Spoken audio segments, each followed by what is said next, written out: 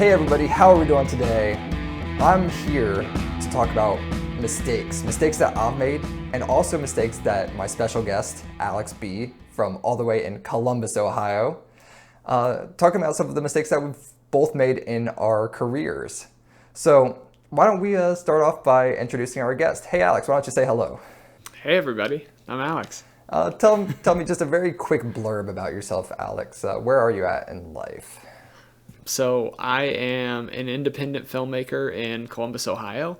I do wedding films and I freelance commercials, and I also work full-time corporate videographer job.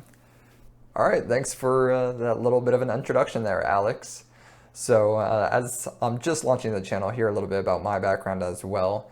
I'm kind of in a similar boat as Alex here. I'm a full-time corporate videographer, doing a lot of web content using a Sony FS5.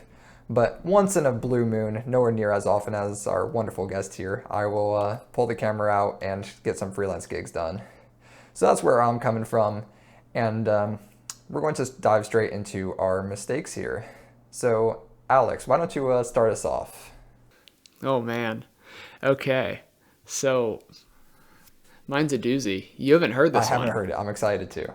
When we were in college, I had an internship at a production company in Dayton. And I was a glorified desk jockey. Like I barely did anything. Like I barely even went on shoots. So,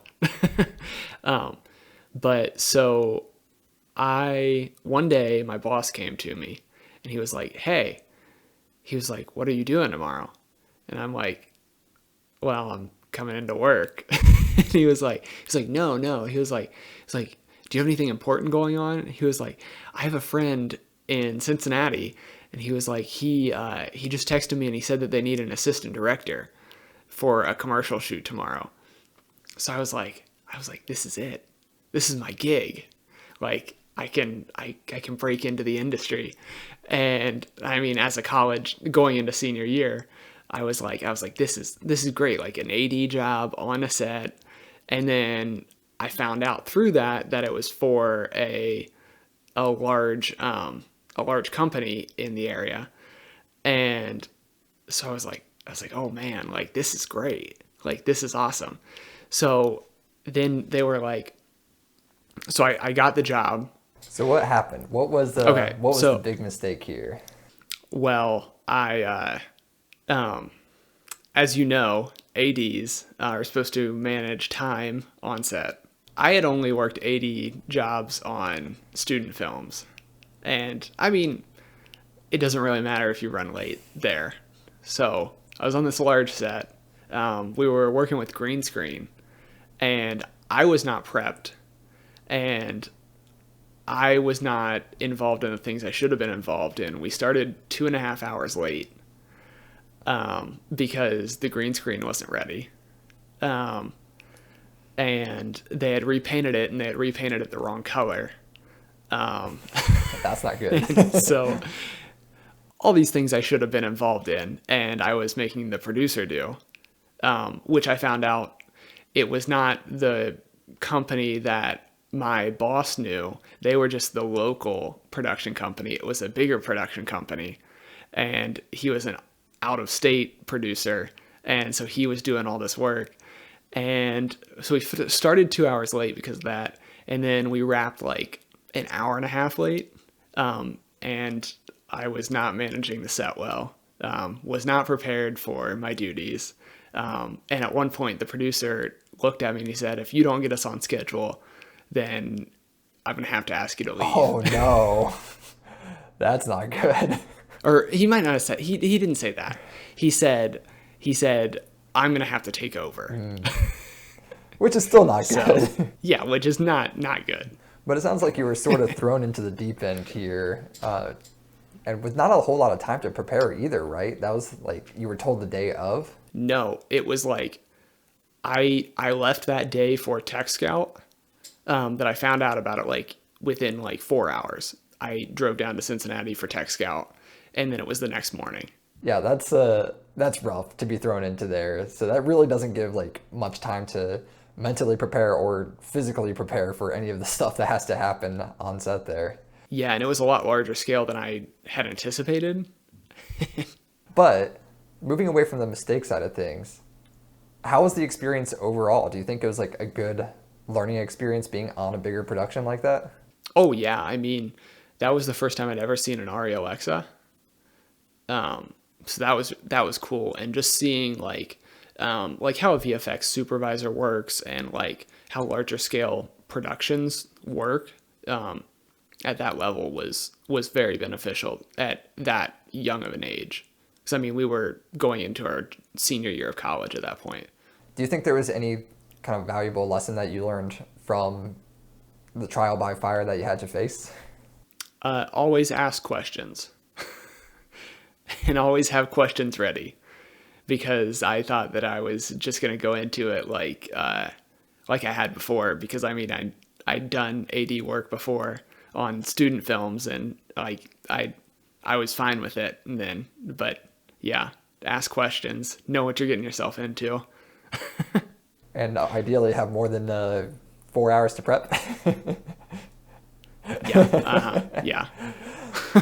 All right, so I promised that I would share one of my own. This was a more recent thing that happened.